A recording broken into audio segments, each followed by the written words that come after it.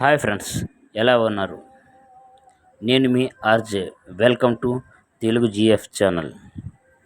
మనం మాట్లాడుకున్నట్లుగా ఆంధ్రప్రదేశ్ చరిత్రను నేను ప్రతిరోజు మీకు ఎపిసోడ్ల వారుగా చెప్పాలనుకున్నాను కదా. ఈరోజు పార్ట్ 1. ఈ పార్ట్ 1లో మనం 3 ప్రశ్నలను చూడబోతున్నాం.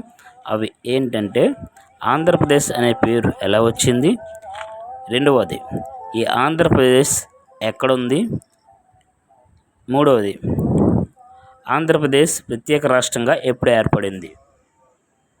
నెంబర్ 1, ఆంధ్రప్రదేశ్ అనే పేరు ఎలా వచ్చిందంటే, ఆంధ్ర చరిత్ర వేదకాలం నుండి ప్రారంభమవుతుంది.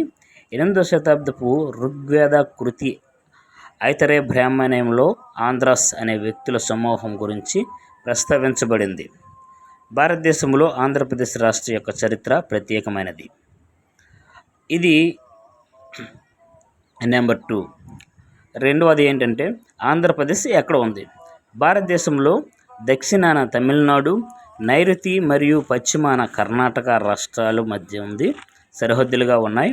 వాయువ్య మరియు ఉత్తరాన మహారాష్ట్ర, ఈశాన్య దిశలో ఛత్తీస్గఢ్ మరియు ఒరిస్సా, తూర్పు సరిహద్దులో అయితే బంగాళాఖాతం వెంబడి 600 మైళ్ళు తీర ప్రాంతంలో ఈ ఆంధ్రప్రదేశ్ రాష్ట్రం అనేది ఉంది. ఇంకా మూడో ప్రశ్న చూసినట్లయితే, ఆంధ్రప్రదేశ్ ప్రత్యేక రాష్ట్రంగా ఎప్పుడు ఏర్పడింది? ఆంధ్రప్రదేశ్ అనేది 1956లో ప్రత్యేక రాష్ట్రంగా ఏర్పడింది. అప్పటి వరకు మద్రాసుతో కలిపి ఉన్నది మన ఈ ఆంధ్రప్రదేశ్. అప్పుడు పొట్టి శ్రీరాములు గారు ఆమర నిరాహార దీక్ష చేసి మనకి ప్రత్యేక రాష్ట్రాన్ని ఏర్పాటు చేశారు. ఇది ఎప్పుడు ఏర్పడింది? 1956లో ప్రత్యేక రాష్ట్రంగా ఏర్పడింది. వీడియో చివరికి వచ్చేసాం. మనం చూసిన 3 ప్రశ్నలు ఏంటి? ఆంధ్రప్రదేశ్ అనే పేరు ఎలా వచ్చింది, ఆంధ్రప్రదేశ్ రాష్ట్రం ఎక్కడ ఉంది, ఆంధ్రప్రదేశ్ ప్రత్యేక రాష్ట్రంగా ఎప్పుడు ఏర్పడింది. ఈ 3 ప్రశ్నలకి ఈరోజు మనం సమాధానాలు తెలుసుకున్నాము.